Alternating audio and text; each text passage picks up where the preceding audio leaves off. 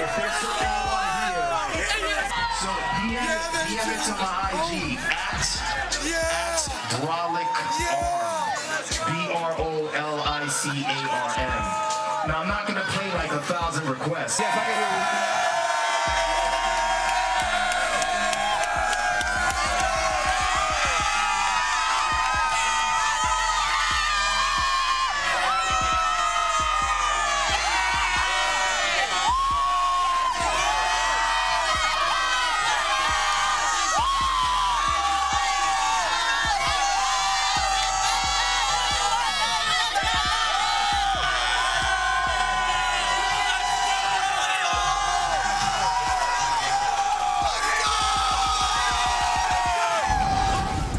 They're not afraid to play anyone, which really makes this App State team very dangerous. Marshall up the gut, touchdown, Appalachian State. App State takes the lead, and Appalachian State has done it again. For the first time since 2007, App State has knocked off a top 10 football team. We came into College Station and beat the number 6 team in the country. We'll have one hell of a time on that plane ride back to Boone tonight. College Gameday is from the Boone next Saturday.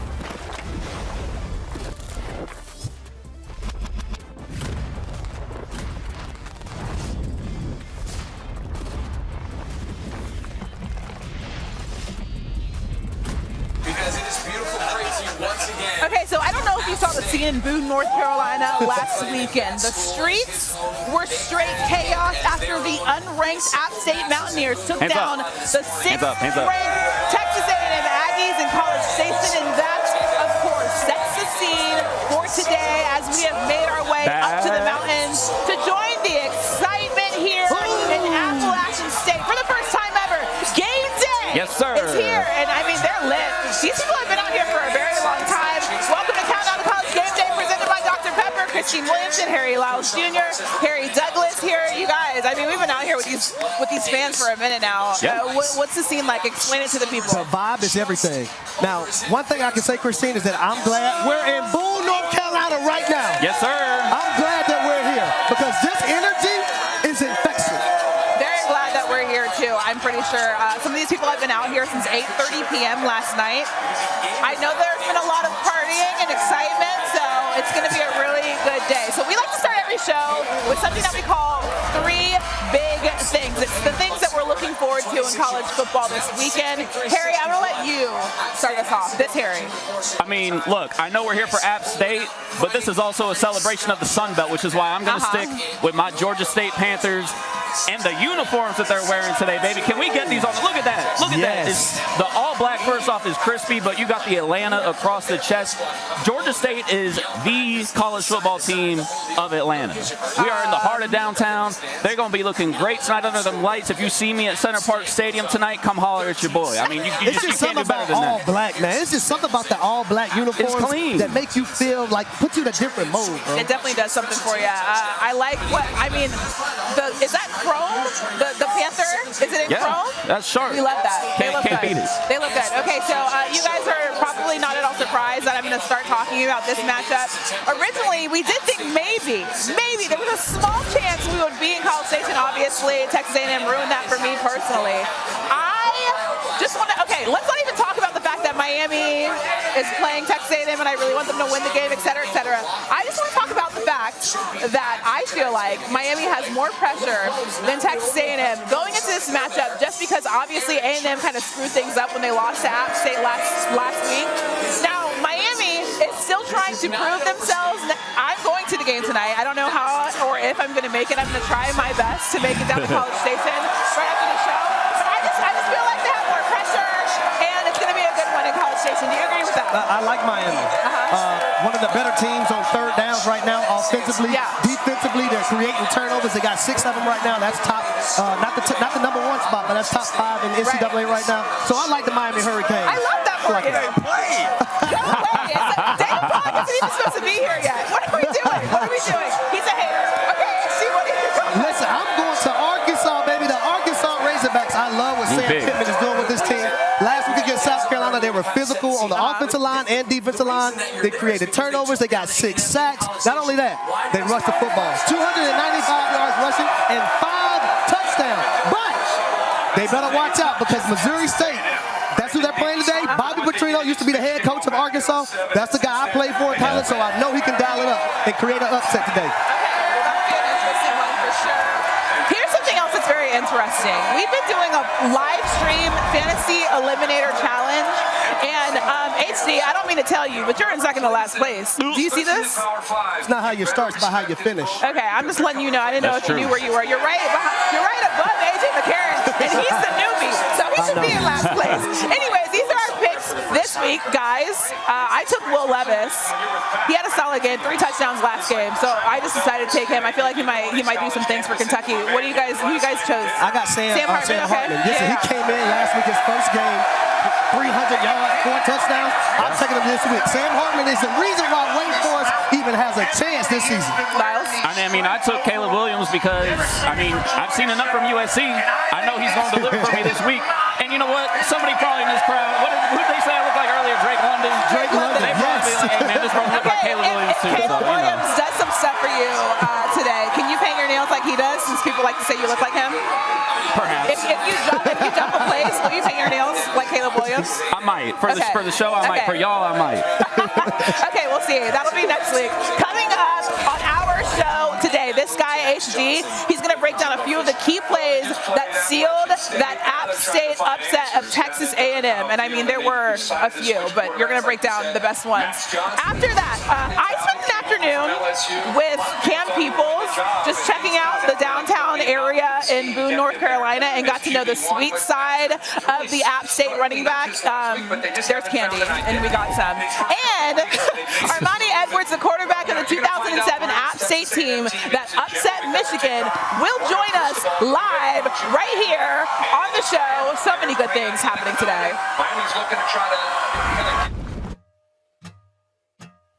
Remember when the Sun Belt Conference was just a happy little Saturday Twitter ditty? #FunBelt. A bunch of quirky former FCS squads that we watched at noon. A conglomeration of funky offenses. Going back to Jakes. He locks in. Teal Fields and .com bowl games played during holiday brunch. While we were chuckling, the Sun Belt was working, growing, leaning into regional rivalries by recruiting members with long histories and bad blood. They're led by the first black FBS commissioner. And oh yeah, they're winning. Georgia Southern's coming home with a Power 5 win. A lot. Marshall holding off a giant upset here in South Bend. And against teams who long looked down.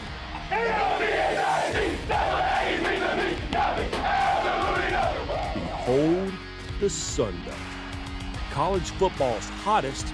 We are the premier conference on the Group of 5 level. And coolest conference. #FunBelt. Indeed. All right, we now welcome in the commissioner of the Sun Belt, a.k.a. the Fun Belt, Keith Gill. And I know you couldn't hear that, but there's been so many upsets. Obviously, we're here at App State. We had an upset last week over Texas A&M. Do you embrace the Fun Belt nickname of the Sun Belt Conference? We do embrace it. We think it's great. I mean, look at this crowd.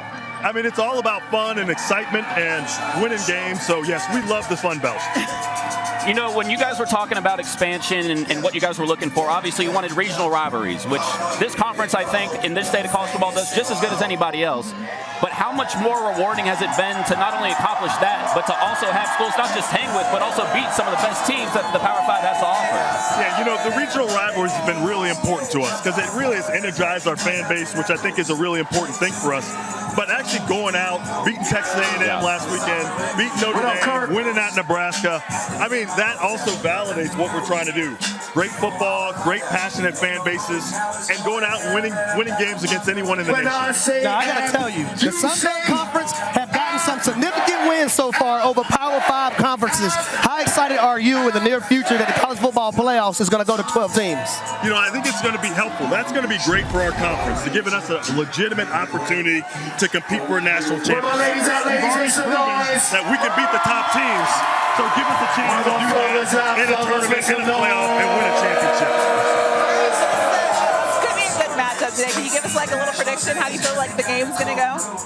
You know what? It's going to be a great game. You know, Troy's got a great defense. Obviously, App has a great offense. You saw what they did against North Carolina. I see Reese Davis. Make some noise for Reese, y'all. It's going to be a great showcase of Sunbelt football. I bet it comes down to the last possession. Well, you know what? No, I'm not. Commissioner, we're not doing that. Who going to win the game today? Who you think going to win the game? We're not. We're just trying to get me fired. Yeah. So I'm not trying to make that kind of news. You know what I mean? But I appreciate it.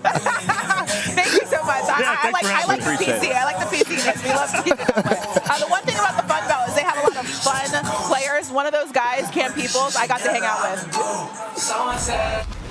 What's going on, everybody? Christine Williamson here with App State running back Cameron Peoples. And we are in downtown Boone, North Carolina. Nobody knows this area better than this guy, right? No one. Nobody. Not a chance. No, so let's go check it out. Let's go. What's your favorite type of candy? Ooh, see, that's a trick question. Are these the straws you were talking about? Yup. Big league chew. Y'all don't know about this. I honestly don't. This is my favorite thing. They have pumpkin butter, strawberry butter chip. That's what I'm talking about. Big hat guy. You're a big hat guy? Is that the kind of hat that you usually go for? It depends on the day. I danced for this jersey. It's stylish. It's stylish. This is like my vibe of flannel, and I would wear it just like that, and like Just have one another button. shirt. Yeah. Oh, I thought you were about to say with your whole chest out. Nah. You said you're the hat guy. I guess I'm the hat girl. You got to be the hat girl. Okay. In your announcement to come back, you said something like the culture of the mountains was one thing that you loved about Boone. What exactly is the culture of the mountains? Family, honestly. I feel like I could speak to anybody on the street and have an hour conversation if I wanted to. Okay, Cam, I had a lot of fun. Obviously, I bought a hat. I bought a lot of stuff. I did the most. Yeah. What would you tell somebody that wants to come visit Boone, North Carolina? Come up and enjoy the view, but bring a jacket because it gets really, really cold.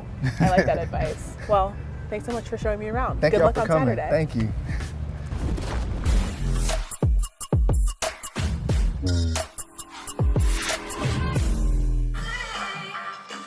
These are HD's highlights. Yes, a few plays that caused App State to actually beat number 6 Texas A&M. And the very first one we're going to start with right here. You're going to see Jalen McLeod, linebacker, at the bottom of the screen. We're going to watch his get-off. His get-off is remarkable. Now he's one-on-one with the back, sweep them with his hands, swat him like a little fly, sack the quarterback. This is very, very important because this is right before halftime, and App State got stopped on 4th down offensively previous to that. Now, the next play we have, look at the wide receiver and the DB at the top of the screen. One-on-one matchups, right? Wide receiver's going to catch the football. He's going to be dancing and prancing, doing entirely too much. Watch the eyes of the DB. Watch the eyes of the DB, and then he's going to do what coaches preach all day long. Punch the football out, cause turnovers, create turnovers. Now this is 1st down, App State. They go down and score a touchdown. And last but not least is what I love the most, 4-minute offense. Physicality. I want you to watch this offensive line. Previous to this play, they converted a 3rd and 1. But watch them put the dagger inside of Texas A&M. Watch Cameron Peoples right here in the backfield. Watch the physicality by the offensive line. Physical, physical, physical. I love it, baby. Watch Cameron Peoples finish. Ladies and gentlemen, that's why we're in Boone, North Carolina, and not College Station, Texas. Christine and Harry, what y'all think about the plays? I mean, I thought it was amazing, HC. Where the heck did he? Where was he? I don't even know where he was. Hey, what do you think about HC's highlights? That man does amazing things. Look, I will say about all that, though, Sean Clark has been here since 2016, became the head coach in 2020. You see the standard that has been built here over the years, and he's upholding that today. All right, it's now time to take a look at who has the Fansville Advantage presented by Dr. Pepper. We're going to look ahead to next week and talk about who we feel like has the advantage, the home field advantage. Harry Lyles, who do you have? I mean, when you look at that Tennessee-Florida game in Knoxville, how can you not pick that one? I mean, that truly is not perhaps one of the bigger rivalries in the SEC, but that does mean a whole lot to those two fan bases. When you look at Neyland Stadium, that's the one for me, without question. Okay, so the fact that I'm even saying this is actually wild, because I'm going to go Wake Forest, Clemson. Okay. Because we still don't, Clemson is a little shaky. When they played Georgia Tech, obviously they completely blew through them. However, as we know, Georgia Tech is just not a good team. That's their first away game of the season. They've had 2 home games, so they're going to be on the road against Wake Forest. I just feel like they have a slight advantage. Are they going to win the game? No, but they have a slight advantage. Anyways, so... I like the Canes. The Canes look good. The Canes, not you. What Canes look good? Y'all gonna get stomped out today. I think before. They're Miami. Appalachian State. Get this to Harry Lyles. Okay. We can talk about Louisville last night if we want to. I didn't even hear what you said. Okay, anyways, I do want to say Dr. Pepper is making college dreams come true with the 2022 Dr. Pepper tuition giveaway. Visit drpeppertuition.com to learn how to enter. We have to toss to some sound before we bring in Pollack. He came in a little early. But as we... Okay, never mind. We're not doing that anymore. Speaking of toss. Pollack's already here, so we're not going to do that. I like these. Look at these. I love when these do these competitions. You would do in one of these competitions. I would do solid. but you can't throw it like a football. You got to toss it. It gets out quicker. I like that. It's like when you play Pop-A-Shot. It's not actually, you're not actually shooting basketballs. Yes. You're just trying to make it into there. Okay, so I don't know where I want to go with this conversation. I just want you to talk about the fact that you feel like the Canes are going to get stomped. Let's go on and get that out of the way, because we're going to talk about Texas A&M and Miami. I'm just saying that because I want to be rude to you. But I do think Max Johnson makes a world of difference. Okay, Harry could have done another tape on Haynes King and the throws he left on the field. And if you're going to build an offense around Haynes King, you need to use his feet. He's a 4'4" athlete, but they're not doing that. That's not what they major in. So A-Chain is a freak, but Max Johnson will come in. They'll take advantage of Stewart, take advantage of Aniyah Smith. Those guys will be way better. This offense will be way better. They're going to be pissed off. I think A&M's going to get the dub today. Okay. Pollack, I got to ask you about Jimbo Fisher, right? Since he's been there, he hasn't had a 10-win season. Not only that, the last 3 years he's had top 10 recruiting classes. Within 2022, they had the #1 recruiting class. Do you think there's added pressure on him to be able to win the SEC West, win an SEC championship, and at least make the college football playoffs at some point? You know how much he's getting paid? I think it's 10 years, $90 million. Right. Something like. So he ain't going nowhere. I mean, so there might be rumblings because App State just beat him. There should be rumblings, but Jimbo's as locked in as any coach in the country from a contract standpoint. But heck yeah. And here's the thing: you either evolve in this game or you get left behind. And Jimbo, I don't know that he's really evolved offensively. Right. And if you're going to run your system, which you like to run, Max Johnson is clearly the best guy for it. He's a progression guy, 1 to 2 to 3. That makes sense. So I think there's a lot of talent, but it's just like Group of 5, like App State. Think about Group of 5 in basketball, right? Kids that stay together for 4 or 5 years, and then they make a run in the NCAA tournament. App State's a bunch of grown men. Like, they're a bunch of 4th, 5th, 6th year guys. A&M's still young, so we still got to give them time to develop and see what they do. But you see that schedule coming up? Yes. It ain't going to get much better, bro. So we've talked about, obviously, Jimbo's going to be there, right? We know the quarterback situation is iffy. He hasn't really had the quarterbacks that he had at Florida State, at A&M. In your estimation, I know the offense, right, is dated. There was a player, right, that was seen. He liked their tweet, basically saying that the offense was outdated. What to you are the biggest changes that could be made to fix this? Because the talent is clearly there, right? I mean, they're recruiting with the best of them. What has to change for this to happen? Before you answer that question, I do want to see the helmet that Lee Corso chooses. Obviously, he's holding up App State right now. Newsflash, it's always the home team. Hello, Troy. What? It's always the home team. Throw the Troy helmet. It's the App State. Don't give away the people, the secrets, okay? Just let us stay on our toes a little bit, Pollack. Jeez. I mean, we know this. Come on now. Okay. How do you feel about Texas A&M's offense? Well, I mean, I think they got some players. Their offensive line is extremely young. But here's the thing. What do we know about that offense? I know A-Chain's a bad mother. Shut your mouth. Yep. That dude is a bad boy. You're talking about a 10-2, 200? Yeah. I mean, that's freaky. So I think they need to feature him. He needs to be the focal point. Now you need a quarterback out there that's going to create some space for him. Take advantage of matchups. So I think we can judge that today. Does Max Johnson change that? Does it look better? I think it will look a lot better, and I think their offense will take off. Let's talk about another SEC team, Georgia. Now, at the beginning of the season, I don't think we were actually on a show when you said this, but you did say this. You said that you didn't think that Georgia was going to make it to the CFP this season. Now, after they've absolutely dominated in the first 2 weeks, we've seen what everybody else has done across the entire landscape of college football. How do you feel like Georgia is going to fare as the season progresses? I don't think they're even close to where they were a year ago. I want to see their defense today against Spencer Rattler, because South Carolina's not great, but this is a tough atmosphere to play in, and South Carolina can score offensively. Can Georgia press to the quarterback? Is that defense really as good as it looks? Haven't played 2 great offensive opponents, so I'm still wait and see on Georgia, but if you ask me if I could redo that pick, yes, I would put them in the college football playoff, because what I've seen from everybody else, Alabama looks human. Ohio State looks more human. Everybody looks human. So I think today will be a day for me where I look at Georgia and I go, okay, I think I trust them. I feel like every college football season, there's always like number 1 and number 2. There's a huge gap between number 3, even like 1 and 2. There's a huge gap between those 2 teams. Do we feel like we're seeing that yet in college football this season?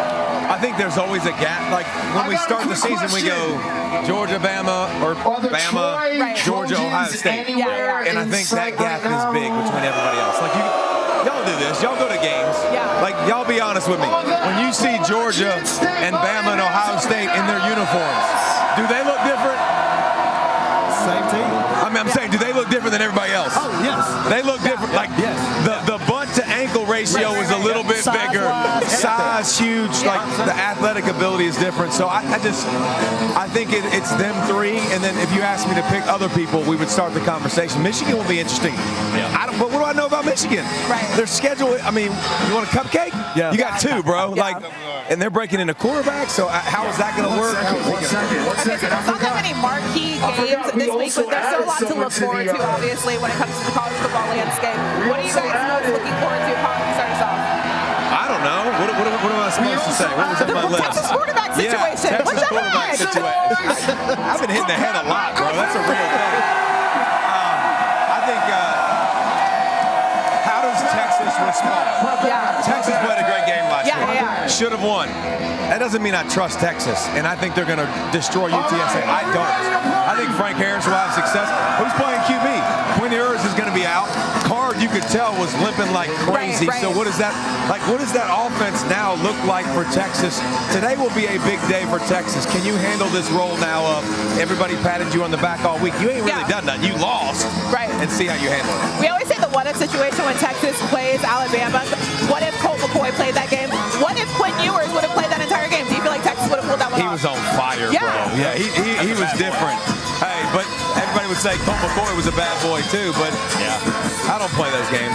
He didn't, and they lost. Bryce Young was a bad boy at the end of the game. Yeah, that's true. AC, what are you looking for? I got number 22 Penn State going down to Auburn, right? And it's the 2 matchups, right? The quarterbacks versus one another. Obviously, they're not playing against one another, but they need to perform at a high level. I think Sean Clifford is better, but TJ Finley has had turnover problems early in the season. Also, the running back position.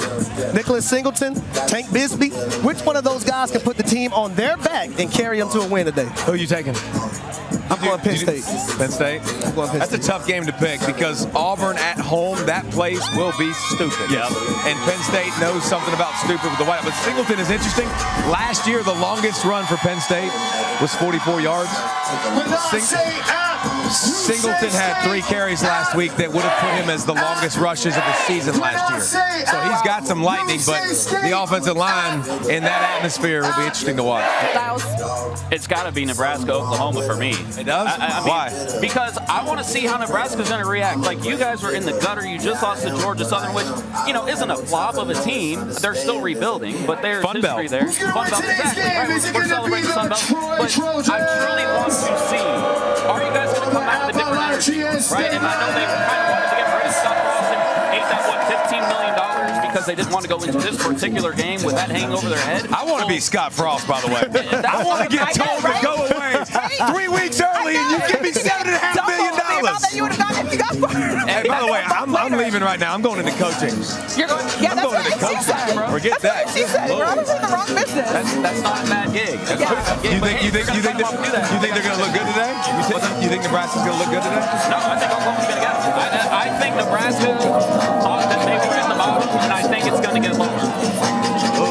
It's going to be difficult for him because I like Dylan Gabriel.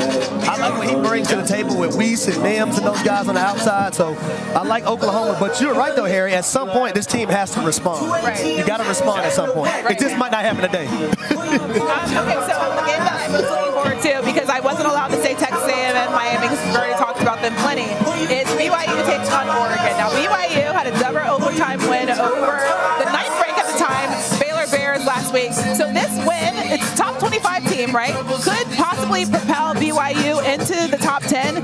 Their head coach last week said that this is a season-defining moment. This is a season-defining game. And if they lose this one, they could be out of the CFP conversation. So I feel like this is a pretty good matchup. How do you feel like this one's going to go? This is an interesting game for BYU because you're sitting at 12. You got a top 10 win. You beat a ranked Oregon team. Yes, they're ranked. That's not a typo. Exactly. They're ranked. And then think about Notre Dame. And then they got Arkansas, who's 10th ranked in the country. Right. So tell me what we're talking about right now. If BYU runs the table at the end of the season, they're going to be very much in the playoff picture. Right. And remember, they're not a group of 5. Yeah. They're independent. They're like Notre Dame. But they have some legit stuff on their schedule. Today will be a difficult day for them. Yeah. Today is going to be the one going to Oregon, tough place to play. You played a physical OT game last week. Yeah. But let me tell you something. You will get sore watching BYU play football because they hit like some grown man. Like you literally are like, ooh, I felt that. Who's that from? That's a BYU. Was that a dance move? That's just being old when your back hurts. Okay, we've been stepping on these people's signs, but I did want to ask you how you feel about this atmosphere out here. It's pretty lit, yeah? This is yours? Yeah. Why'd you throw it down on the ground? Make some noise. David Pollack, everybody. David Pollack, everybody. Hey, just make sure you say App State right. Make sure you say App State right. What? Do you know how to pronounce App State? Appalachian. Hey, America, we're going to go with App State. Oh, Lord. Thank you for joining us. Okay, he's going to be on College Gameday, and here's what to expect on Game Day today at 9:35 a.m. App State head coach Scott Clark joins the show to talk about upsets, Game Day in Boone, and obviously so much more. Then at 10 a.m., they are rare, tough to come by, but sweet when they happen. Jen Latta has a story on what makes the road dub so good. Then at 10:25 a.m., Marty Smith spent a day this week on App State's campus to find out what the Boonerang effect is and what makes Boone so special. Now, I've been in these streets. I can tell you a little bit about that, but not as much as Marty Smith obviously can. Then at 10:45 a.m., George Sedano spent some time recently with Miami head coach Mario Cristobal, who is not only trying to restore the U, but also embracing his Cuban heritage. Now, as I said, it's super lit out here, right? Obviously, there's a reason for us to be lit right now because Armanti Edwards joins us right now. 2007 quarterback, the one that beat Michigan. Our producer, by the way, the one who booked him for the show, is actually a Michigan alum, so this is a really big deal. I want to ask you, 2007, it was a while ago. We might not remember everything from that matchup. What's the one thing that you remember from that game? Definitely how silenced the crowd was, the stadium. All week, all summer, we was being told in practice with loud music on. The silent count. So, once we got out there and started putting up score points, knowing that we just silenced them. So that's a lot that we remember. That's what we love. You basically led the coming out party for App State. If people didn't know about App State before that day, they knew about them after that. What has it been like for you to watch this place grow into a team that went from FCS to FBS to now we're out here at Game Day, and App State is a program that is respected nationally? What has it been like for you to just watch that evolution? It's amazing. You know, being a kid that came here, a lot of the alumni and former players used to come and tell you how much it's changed and grown when I was in school. And now I'm one of those guys looking back and seeing how much it's changed and grown and just keep getting better. So it's amazing. Listen, in my eyes, my man, you are a trendsetter. You're a trailblazer. What does it feel like, man, to walk around knowing that that game in 2007 against Michigan set the trend, but then you see last week this team beat number 6 Texas A&M? Unimaginable. You know, can't fathom, you know, just beating one top-ranked team. Then, you know, the same school years later turning around and doing it again. You know, that's pretty much unheard of. So, you know, this school is going to keep getting better. I'm glad, you know, United States and the world know who Appalachian State is now, and I just hope they keep doing great. My man, that's what I'm talking about. Thanks so much, Armanti, for joining us. I don't know if you guys know this, though. You definitely don't know this, Armanti. It was our guy's birthday yesterday on September 16th. We have a little look, a little flashback of HD, I believe. You know, old school HD. Oh, just kidding. Dang it. I really wanted you guys to see these pictures, but anyways, you can have one of these. You want a cupcake? We got some cupcakes for you guys. Here you go. It's his birthday. It's his birthday. Guess what I'm about to go do? I'm about to go crowd surfing for my birthday. I believe he's going to crowd surf. We'll see that happen. Thank you guys for watching. Countdown to College Gameday, presented by Dr. Pepper. Let's see it, HD. I'm going over here. I'm crowd surfing over here. Okay. He's going over there. Wow. I'm crowd surfing. That's how he's celebrating his birthday today. We love to see it. He's doing it. Oh my gosh. He's doing it. Oh my gosh.